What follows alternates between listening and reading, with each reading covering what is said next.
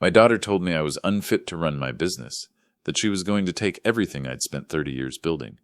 She smiled when she said it, so I smiled back and prepared a contract that would destroy her perfect little plan. If this story finds you, subscribe and let me know where you're watching from. It helps more than you know. Let me back up and tell you how a simple bank statement turned my family into a war zone. The smell of oil and old tires? Most people hate it. To me, it's the scent of my life. It's 30 years of cracked knuckles and 4 a.m. starts.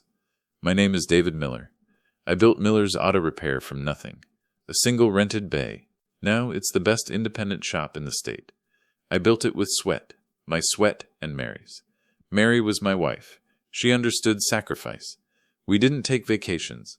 We drove beaters so our kids, Jessica and Michael, could have everything. We saved every penny. This shop, it was supposed to be their legacy. But dreams don't always turn out the way you plan. Sometimes they turn into nightmares. Mary passed 5 years ago. The heart of our family just stopped beating. Things changed after that. The silence in the house was too loud. The glue that held us together was gone.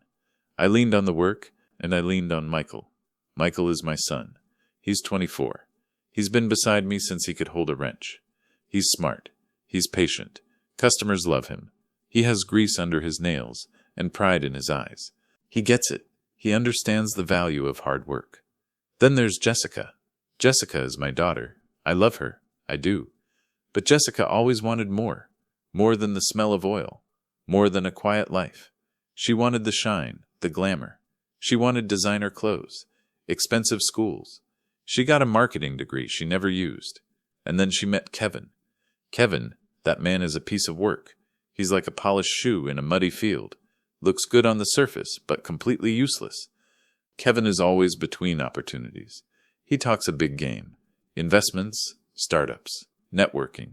I've never seen him hold a job for more than 6 months. He thinks manual labor is beneath him. They live a lifestyle I don't understand.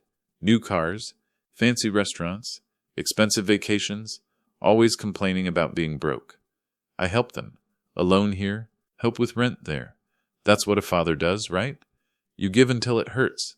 I just never expected the greed brewing under the surface. I never expected them to try and take it all. I never saw the storm coming. About a year ago, I took a risk. A huge risk. The old hardware store next to my shop went out of business. It was a chance to expand, a once-in-a-lifetime shot. I went all in. I took out a massive business loan. I leveraged everything. The shop, the house, Mary's life insurance, everything I had. We renovated, added 4 new service bays, hired 3 more mechanics. The stress was enough to kill a man. The debt hung over my head like an axe. But the risk paid off. Business exploded. We were servicing twice as many cars. The gross income tripled. On paper, I looked rich. Suddenly, David Miller was a big shot. But here's what people don't understand about business. Income isn't profit. Every extra dollar went right back out, paying off that enormous loan, covering the new payroll. I was making the same modest living I always had, just with a lot more stress. And that's when I made the mistake. The one that started the chaos. A simple, stupid mistake. It was last Sunday. Jessica stopped by the house. She wanted some old photo albums. I was in my home office, drowning in bills. The desk was covered in paperwork. My phone rang. It was Tom, my lead mechanic. A problem with a customer's transmission. I'll be right back, sweetheart, I told Jessica. I stepped outside to take the call. I left my desk unattended. I left her alone in the office. I shouldn't have done that. When I came back in, Jessica was standing by my desk. Her eyes were wide, fixed on something. She wasn't looking at the photo albums. Dad, I didn't realize, she said. Her voice was tight. Strange. I followed her gaze. My bank statement. The business account. It was open on the desk. It showed the monthly deposits. It was a big number, a very big number. Oh, that, I said quickly. I folded the paper. My hands felt clumsy. My heart thumped against my ribs. Looks impressive, doesn't it? I tried to explain. The new loan payment is brutal, Jess. It's all relative. The overhead is insane. She didn't hear me. She just stared at the folded paper. A strange, calculating look crossed her face. It was gone in a second, replaced by a bright smile. But I saw it. That look. It was cold, hungry. Wow, Dad, you're doing really well. She left shortly after. I felt uneasy, a cold knot in my stomach, but I brushed it off. That was my daughter. Why should I hide my success? I didn't know that she had just put a price tag on my life's work, and she was ready to cash in. 3 days later, the storm broke. It was a busy Wednesday. The shop was humming, wrenches turning, air compressors firing. Michael was handling a difficult customer at the front desk. The usual chaos of a successful garage. Then the door chimed. In walked Jessica, followed by Kevin. Kevin looked ridiculous. He was wearing Italian loafers, tight-fitting pants, a blazer, and a garage. He looked around the waiting room. He wrinkled his nose. Like the smell of honest work offended him. "Dad, can we talk?" Jessica said brightly. Too brightly. She didn't wait for an answer. She walked straight past the counter, toward my office in the back. I wiped my hands on a rag and followed them. The knot in my stomach tightened. Michael shot me a worried look as I passed. He knew something was wrong. I closed the office door. The air suddenly felt very thin, too small for the three of us. Jessica sat down in the customer chair, polished, calm, prepared. Kevin leaned against the wall. He was smirking. He always smirked. That smirk made my skin crawl. "What's going on?" I asked, trying to keep my voice steady. Jessica folded her hands neatly, a gesture she used when she was about to ask for something big. "Dad, Kevin and I have been talking. We're so proud of how well the shop is doing." "It's booming, Dave," Kevin chimed in. He used my first name. He never used my first name before. It was a power play. "You've really hit the big time."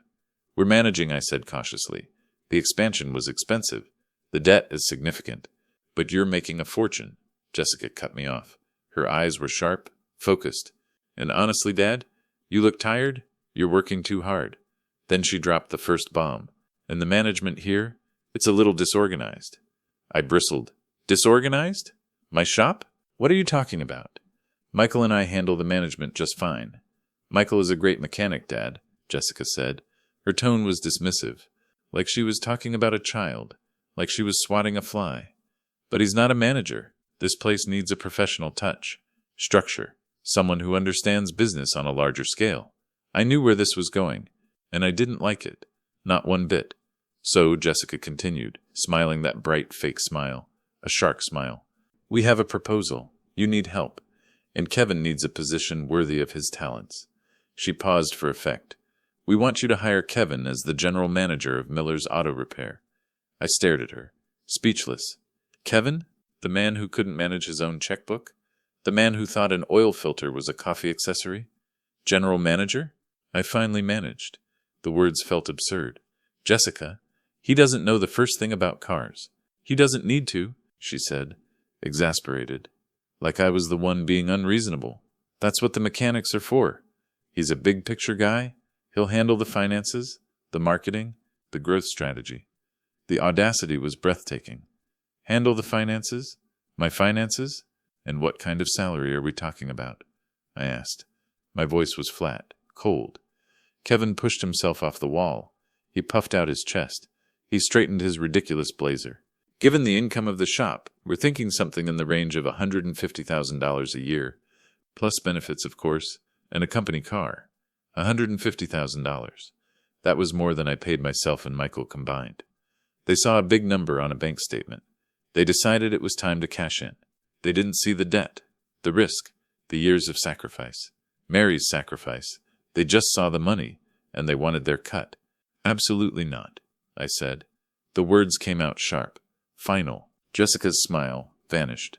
The mask slipped. "Dad, be reasonable. We're family. It's time you started sharing the success." "Sharing?" My voice rose, anger replacing the shock. "You want me to drain the profits of this business to fund your lifestyle? While Kevin sits in here doing nothing? He would be working very hard," Jessica insisted. "Doing what? Ordering fancy coffee? This is an auto shop, Jessica, not a country club. The temperature in the room dropped 10 degrees. "You're being selfish, Dad," Jessica snapped. Her eyes flashed. The same eyes as her mother, but twisted now. "The daughter I knew was disappearing. You've always favored Michael. You're hoarding all this money for yourself." "Hoarding? I'm paying off a massive debt. If I paid Kevin that kind of money, the shop would go under in 6 months." I don't believe you, she said coldly. I saw the statement. You're lying to keep us out. She stood up. Her face was red. The mask was completely off now. If you don't do this, Dad, she said, pointing a finger at me, her voice shaking with rage, if you don't treat us like family, you're going to regret it. She paused. We deserve this. They stormed out. The door slammed so hard the glass rattled. I sat down heavily. My hands were shaking. The betrayal tasted like ash in my mouth. My own daughter, threatening me. I thought that was the worst it could get. I was so wrong. The next few weeks were a nightmare, a siege. Jessica called constantly. Sometimes she was crying, begging. Other times she was cold, threatening. It was psychological warfare. She started showing up at the house, unannounced, walking around like she owned the place. How can you live like a king while we struggle, Dad, she'd say, looking around my modest home. The home Mary and I built. The home I was about to lose if I didn't keep up with the loan payments. The pressure was immense. I couldn't sleep. I was distracted at work. I started making mistakes. The tension in the shop was thick, heavy. Michael saw it all. He was furious. He tried to protect me. Dad, you can't let them bully you, Michael said one evening. We were closing up. The shop was finally quiet. He was nervously tapping a wrench on the workbench. Kevin is a leech. He'll destroy this place. He'll destroy you. I know, son. I rubbed my eyes.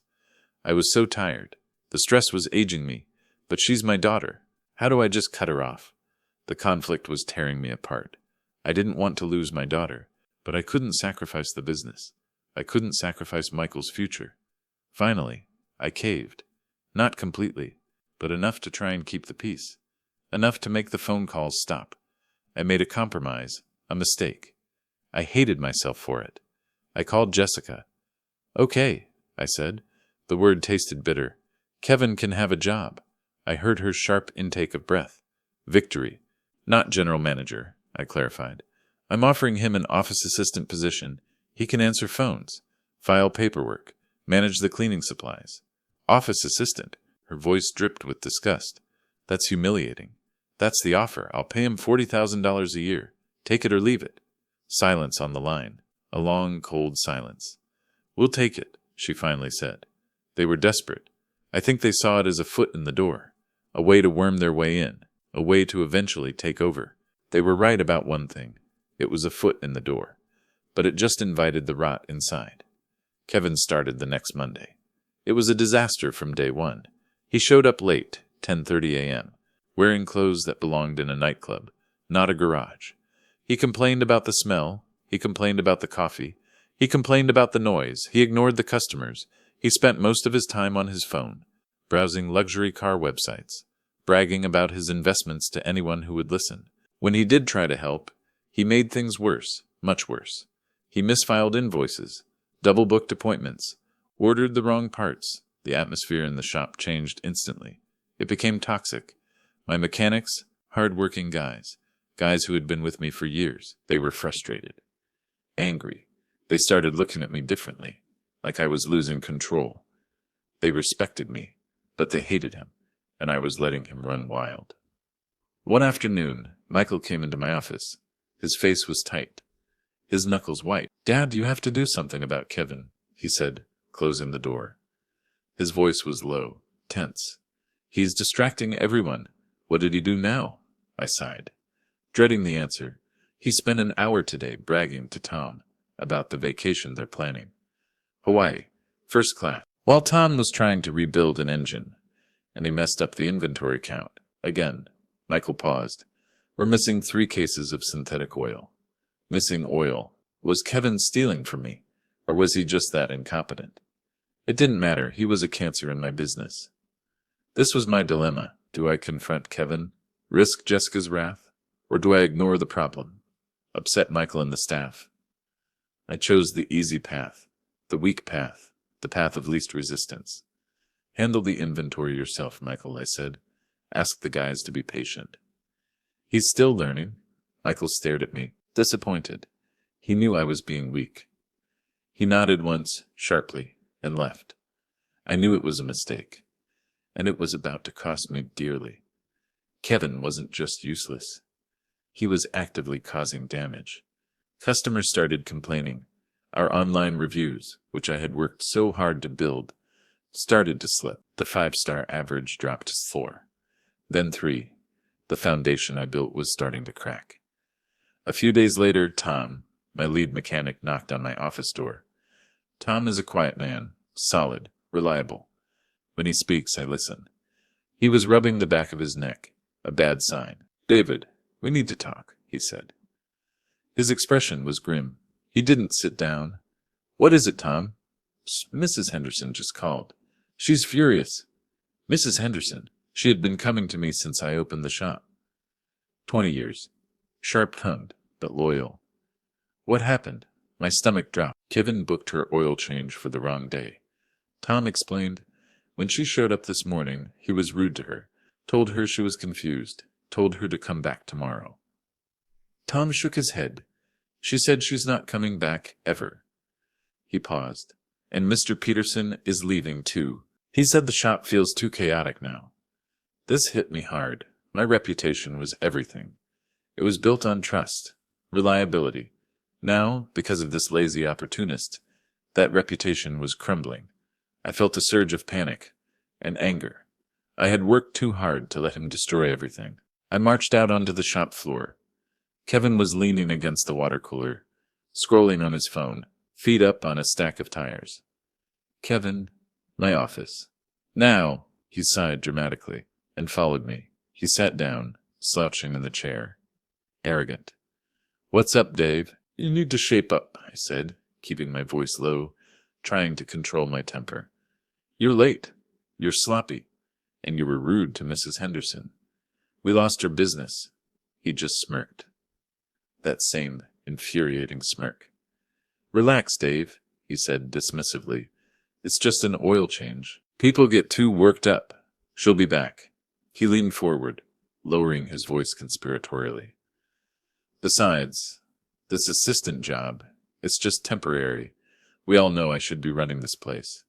We need to modernize, expand the brand." I felt my blood pressure skyrocket. I wanted to fire him. Right there, I wanted to throw him out of my shop. But before I could say the words, my phone rang, saved by the bell. It was my sister Sarah, and that call changed everything. Sarah is one of those people who thinks family is everything. Even when family is toxic, she always tries to mediate. She usually just makes things worse by enabling the toxicity. "David, Jessica called me crying," Sarah said, her voice frantic. I could hear her fiddling with her necklace over the phone. A nervous habit. Crying? Jessica hadn't cried since she was 10.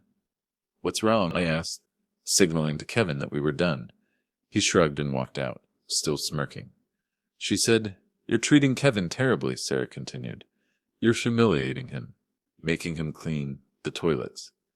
"I didn't make him clean the toilets." "I didn't make him clean the toilets," I said, rubbing my temples. A headache was forming. "But maybe I should have."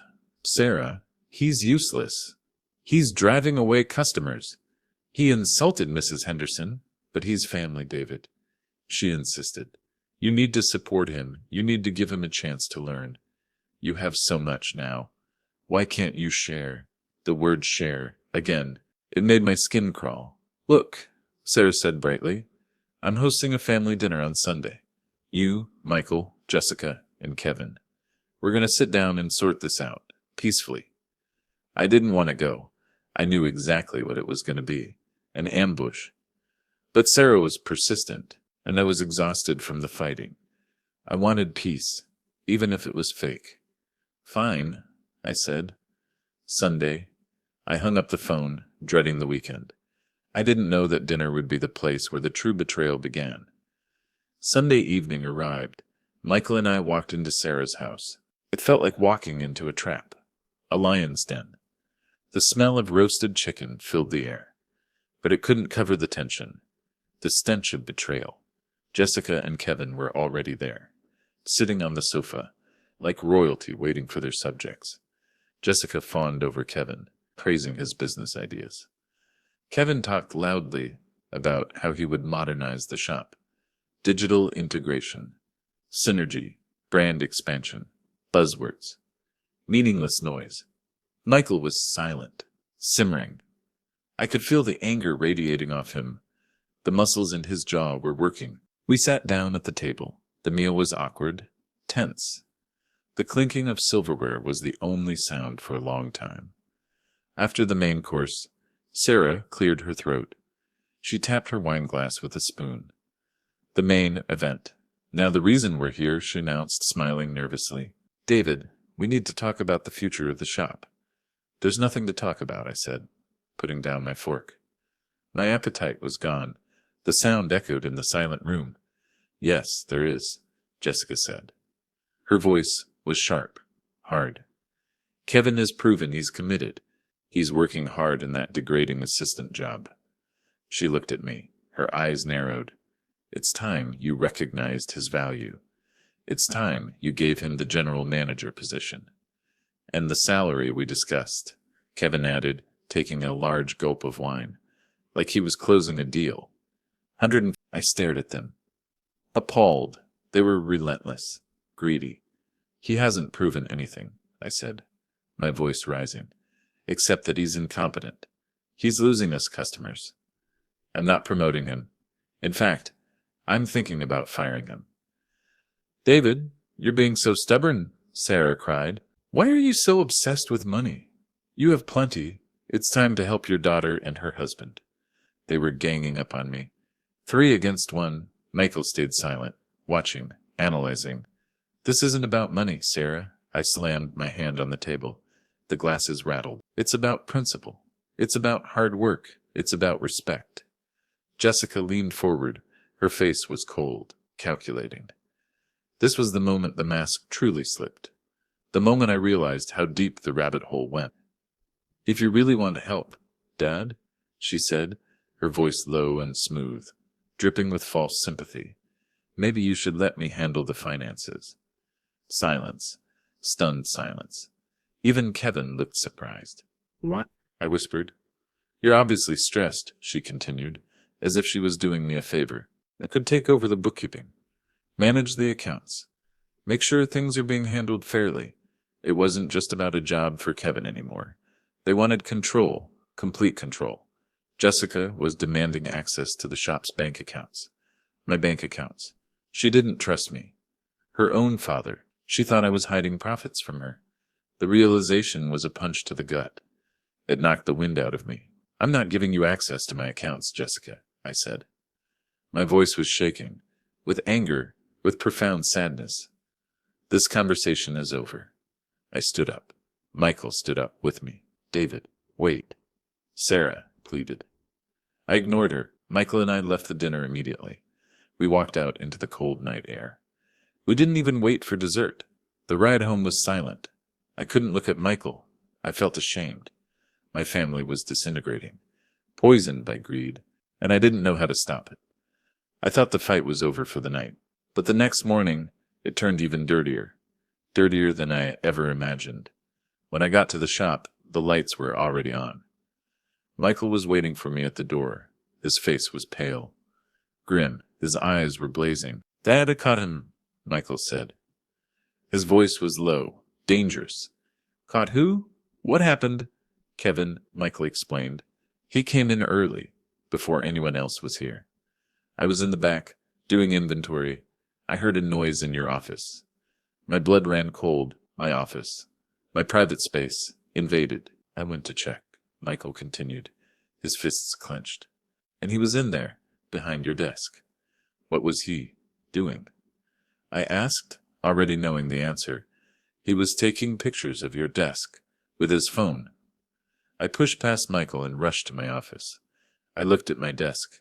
I had been working late last night, reviewing the expansion paperwork, the loan documents, the bank statements, the debt schedules. They were all spread out on the desk. Everything. He was taking pictures, the loan documents, I whispered, horrified. Why? Why would Kevin need pictures of my debt? He wasn't looking for a job anymore. He was looking for leverage. He was looking for a weapon, and he was about to use it against me. I didn't have to wait long to find out how he intended to use the information. That afternoon, the phone rang. It was Jessica. She sounded hysterical. Dad, you have to help us, she sobbed into the phone. Real tears this time, or so I thought. The sound was agonizing. What's wrong? Despite everything, she was still my daughter. We're going to be evicted. Evicted? Why? I was confused. They paid their rent. I knew because I often helped them with it. Our landlord is selling the building, she cried. We have to move out by the end of the month. We need money for a deposit on a new place. A lot of money. How much? I asked, suspicion creeping in. Dreading the answer. $20,000. $20,000? I exclaimed. Jessica, I don't have that kind of cash lying around, you know that? But the shop does, she screamed. Her voice turned desperate. Angry. You have to use the business account. Please, Dad, we're going to be homeless. My heart pounded. This felt wrong. The timing was too convenient. Right after Kevin stole the financial information, I hesitated, torn between my instinct as a father and my growing distrust of my daughter. I need to think about it, I said, and hung up. I needed to know the truth. I couldn't just hand over $20,000 based on a hysterical phone call. I couldn't trust her anymore. I picked up the phone again. I called their landlord, Mr. Rossi. I used to know him, years ago. A decent guy, talkative. I explained the situation vaguely. I told him I was worried about my daughter, the eviction, the panic. He was surprised. Evicted? Mr. Rossi said, confused. No, David, they're moving out voluntarily. Voluntarily. Yes, they told me they needed a bigger place. More upscale. In fact, I heard they just bought something. A condo downtown. Bought something? A condo? They were broke? They couldn't afford a condo, unless they knew they were about to come into a lot of money, unless they were planning a takeover. I hung up the phone. My mind was reeling. Lies. All lies. I felt sick. I grabbed my keys and drove past their apartment building. I needed to see it for myself. I needed proof. Their old car was gone, the beat-up sedan they always drove. In its place was a brand-new, fully loaded luxury SUV. Black, shiny, gleaming, the kind that required a massive down payment. A $20,000 down payment. The depth of the betrayal was staggering. They hadn't needed money for rent. They needed it to fund their extravagant purchase, and they were willing to lie, to manipulate, to scream homelessness, just to squeeze more money out of me. The realization broke something inside me. The daughter I knew, the little girl I raised, was gone, replaced by this cold, greedy stranger, a monster. The sadness vanished, replaced by a cold, hard anger. The next day, I confronted Jessica. I told her I knew about the SUV. I knew about the condo. I told her the lying had to stop. We met at the shop, in my office, the scene of the crime. This time, she didn't bother with pleasantries. Her reaction wasn't shame or regret. It was pure, unadulterated rage. How dare you check up on us? She screamed. Her face was twisted in anger. The sound echoed in the garage. The mechanic stopped working, looking over nervously. How dare you treat us like children? Spying on us? How dare you lie to me? I shot back. You didn't need money for rent. You wanted a new car. We deserve a nice car, she yelled. We deserve a nice life. And you're standing in the way. You, with all your money. I don't have any money, I shouted. It's all tied up in this shop.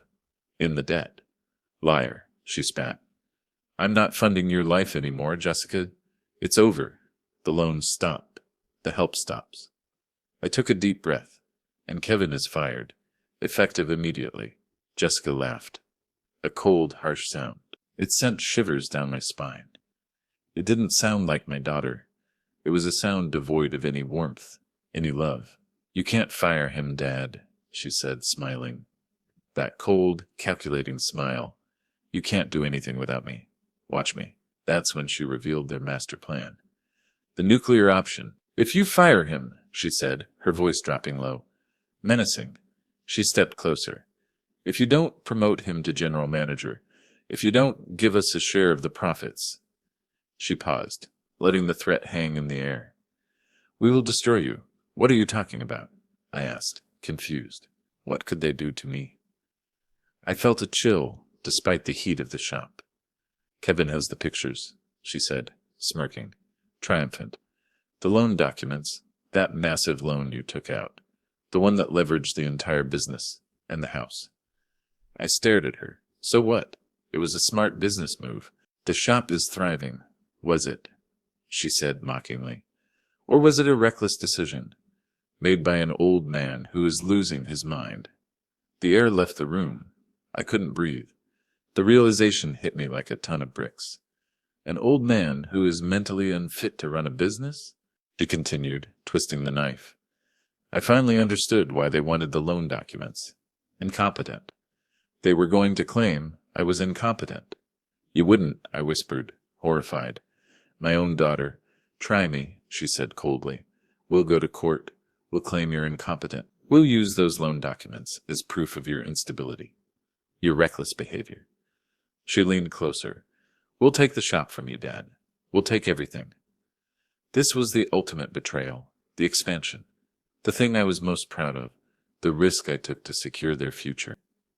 It was now the weapon they were using to destroy me. They were willing to publicly humiliate me, to declare me mentally unfit, to drag my name through the mud, just to get their hands on my business. My legacy. I felt utterly defeated. They had me trapped, cornered. If I fought them, the legal battle would destroy the shop's reputation. It would bankrupt me. The stress would probably kill me. If I gave in, they would drain the business dry. Kevin would run it into the ground in 6 months. I had lost. They'd won. That night, I didn't go home. I stayed at the shop, long after everyone else had left. The silence was deafening. I walked through the bays. The silent machines, the smell of oil and tires. Once a comfort, now it felt suffocating. I looked around at everything I had built. 30 years, gone, destroyed by my own flesh and blood. I went to Mary's grave. I needed to talk to her. I sat on the cold grass. The moonlight cast long shadows. It was cold. I didn't feel it. I failed, Mary, I whispered. I failed our family. I failed you. I told her everything. The greed, the lies, the threats, the betrayal. Had I raised a monster? Had my sacrifices been for nothing? I was exhausted, scared, and completely alone. I had never felt so broken in my life. I thought I had lost everything. The next morning, I dragged myself to the shop. I felt like a ghost haunting my own life. I was ready to give up. Michael came into my office. He looked tired, but there was a resolve in his eyes. A sadness. Dad, I need to tell you something, he said quietly. He closed the door. What is it? I asked, dreading the answer. I got a job offer. My heart stopped. A job offer?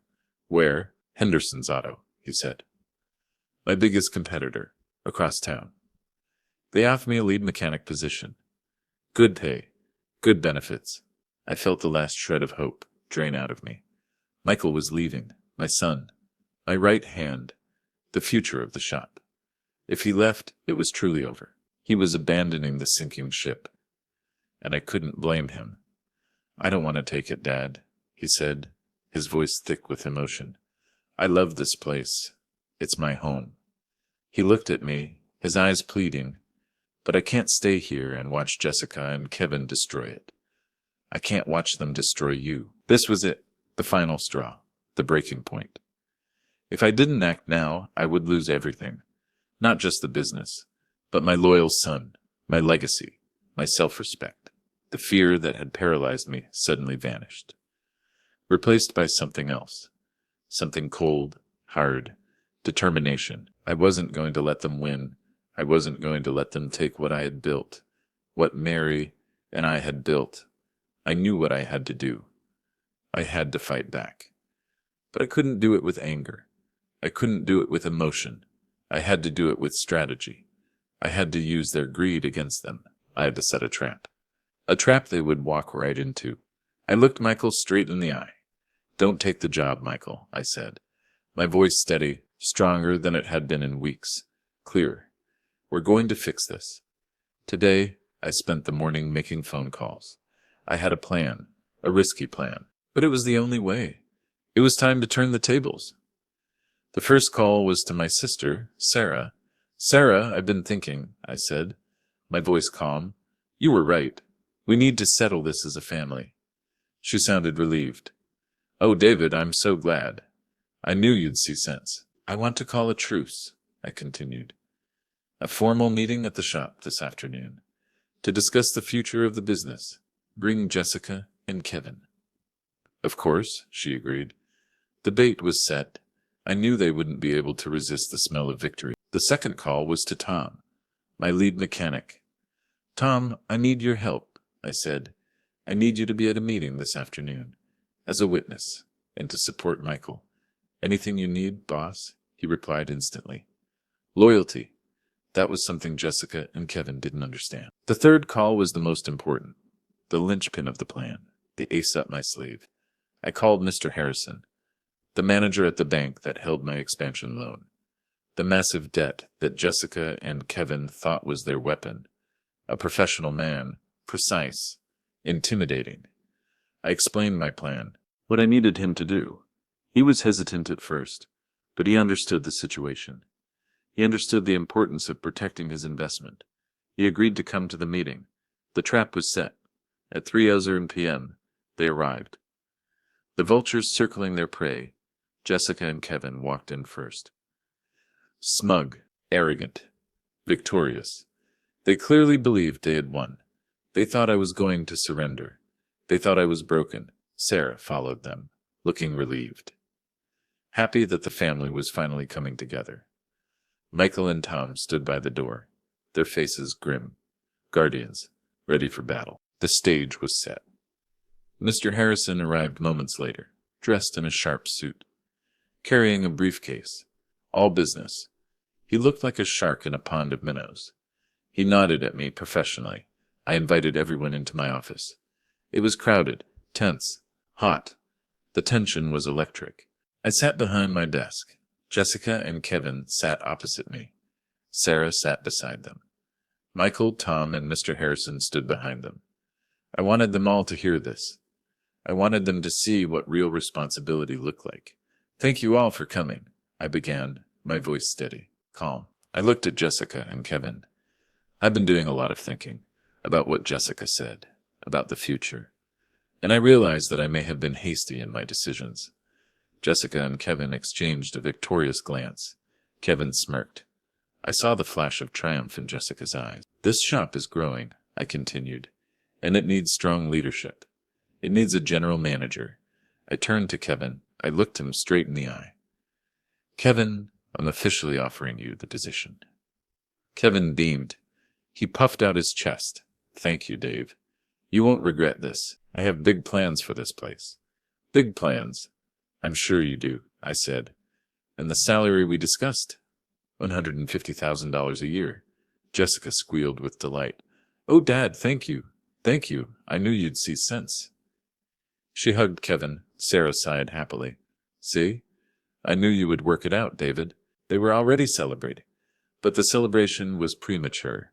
"There's just one thing," I said, interrupting the celebration. I reached into my desk drawer. My hand didn't shake. "The paperwork." I slid a thick contract across the desk toward Kevin. Heavy, ominous. The sound of the paper sliding across the wood was loud in the silent room. "Just the standard employment contract," I said smoothly. "Sign it, and the job is yours." Kevin picked up the pen, eager, greedy. He barely glanced at the document. He was ready to sign his life away. "You might want to read it first," I suggested, my voice calm. Kevin chuckled. "Okay, fine. The formalities." He started reading. His smirk slowly faded. His eyes widened, replaced by confusion. Then horror.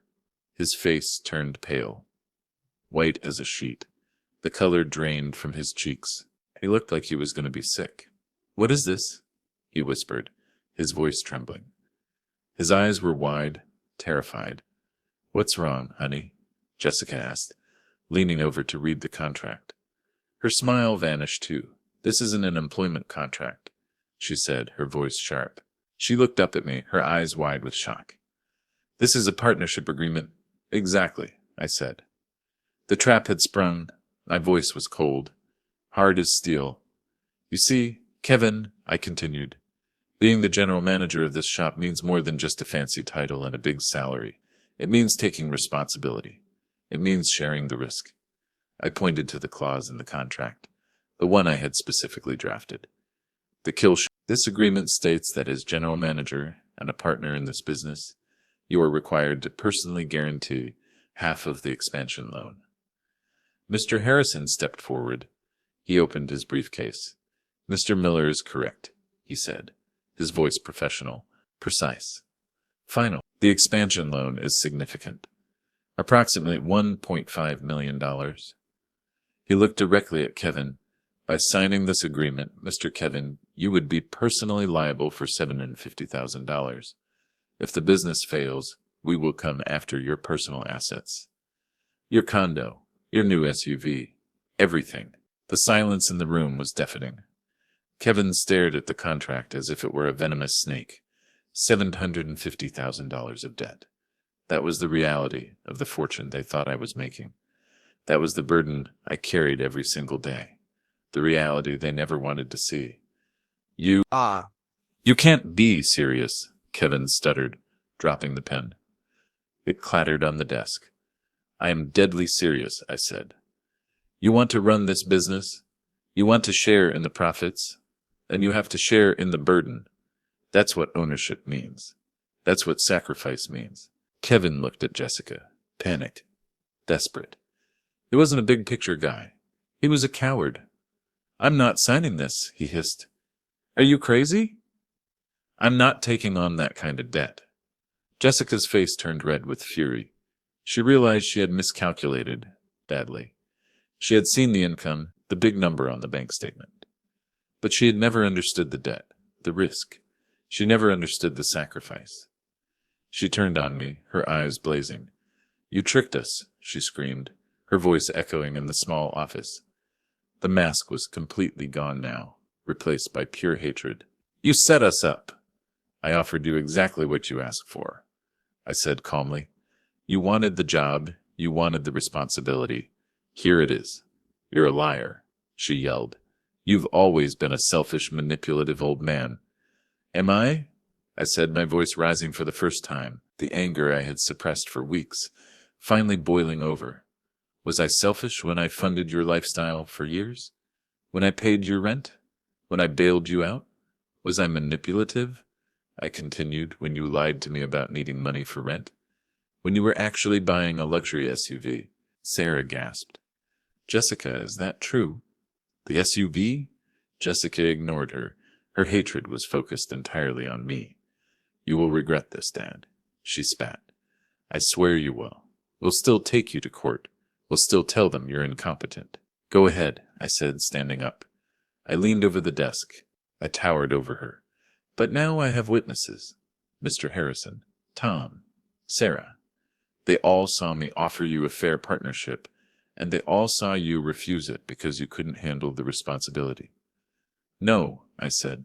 I won't regret this, because I finally see you for who you really are, greedy, entitled, and utterly heartless.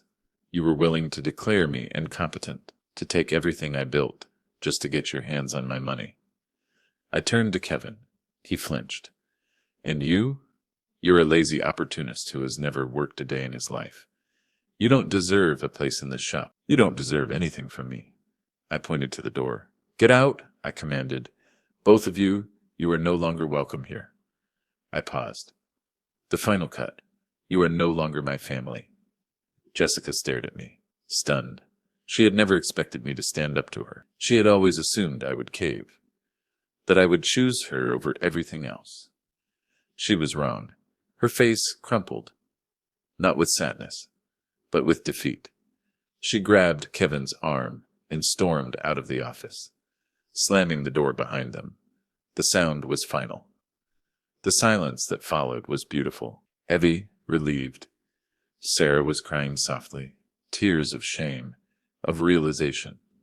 Mr. Harrison closed his briefcase. He nodded respectfully. Well played, Mr. Miller, he said, and left. Tom let out a long, slow breath. Well done, boss, he said, clapping me on the shoulder. A smile spread across his face. Michael walked over to me. His eyes were shining. With tears, with pride, relief. He didn't say anything. He didn't need to. He just hugged me, tight.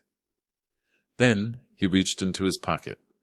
He pulled out a folded piece of paper. The job offer from Henderson's Auto. He ripped it in half and dropped it in the trash. "We have work to do, Dad," he said, smiling. The fallout was immediate and permanent. Jessica and Kevin disappeared from my life. They sold the condo and the SUV a few months later. They moved away, unable to afford their lifestyle without my support. I heard through the grapevine that Kevin was between opportunities again. Some things never change. Sarah apologized profusely, sincerely, for her role in the ambush, for not seeing the truth.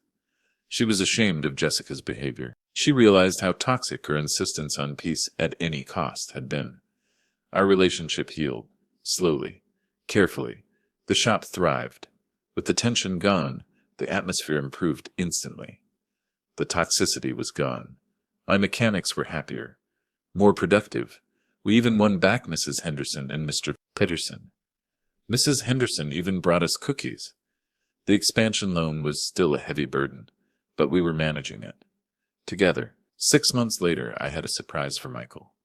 It was a Monday morning. The sun was shining. The air was crisp, clean. I asked him to meet me outside the shop before we opened. He looked up at the building, confused. The old sign, Miller's Auto Repair, was gone. In its place was a brand new sign, shining in the morning sun. It read, Miller & Son Auto Repair. Michael stared at the sign. Speechless, he turned to me, his eyes filled with emotion. "You earned it, son," I said, handing him a new set of keys. "The keys to the kingdom. You always have." Losing Jessica was painful. It left a scar that will never fully heal. A father is not supposed to outlive his relationship with his daughter. But I realized that true family isn't just about blood. It's about loyalty, respect, shared sacrifice. I am David Miller. I am a mechanic. I am a father, and I saved my legacy, not for those who demanded it, but for the one who deserved it. The smell of oil and old tires still fills the air. It's the scent of hard work, of resilience, of integrity. And now, finally, it's the scent of peace. Thanks for listening. Don't forget to subscribe, and feel free to share your story in the comments. Your time matters.